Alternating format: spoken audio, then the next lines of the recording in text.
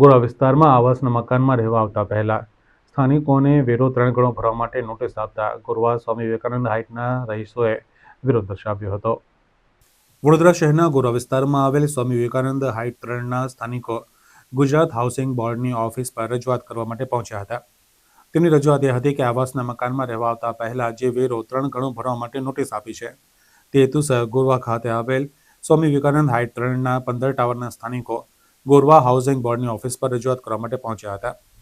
Swami Vivekananda height 3ના ઘણા એવા પ્રશ્નો છે જો કે પાણી, લાઇટ અને અનેક એવા પ્રશ્નો નિકાલ કરવામાં નથી આવ્યો।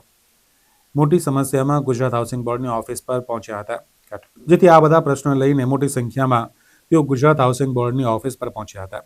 સાથે જ સ્થાનિકોએ જણાવ્યું હતું કે જો અમને અમારી પેનલ્ટીના રૂપિયા પાછા નહીં આપવામાં આવે અને જો લાઇટ, પાણીના પ્રશ્નો દૂર કરવામાં નહીં આવે તો અમે ધરણા પ્રદર્શન પણ કરીશું તેવી ચીમકી સ્વામી વિવેકાનંદ હાઇટ 3ના સ્થાનિકોએ આપી હતી। ત્યારે આ મામલે ગોરા પોલીસ સ્ટેશનનો સ્ટાફ પણ ગુજરાત હાઉસિંગ બોર્ડની ઓફિસે દોડી ગયો હતો। હાઉસિંગ બોર્ડનો પ્રશ્નનો સવાલનો જવાબ એક જ છે કે અમને 2022માં મકાન એલોટ કરવાના હતા, એ નિષ્ફળ થયા। એમાં 2023માં 10મા મહિનામાં પણ એ મકાન એલોટ કરવાના હતા, એમાં પણ નિષ્ફળ ગયા એ લોકો।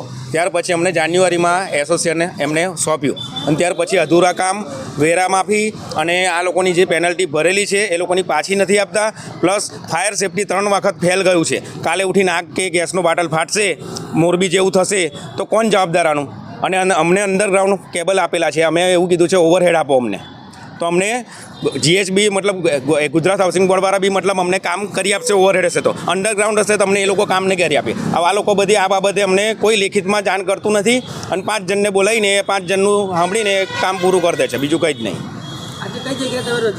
હા, અહીંયા આગળ ગુજરાત હાઉસિંગ બોર્ડની ઓફિસે સ્વામી વિવેકાનંદ હાઇટ 3માંથી મારું હિતેશ પરમાર।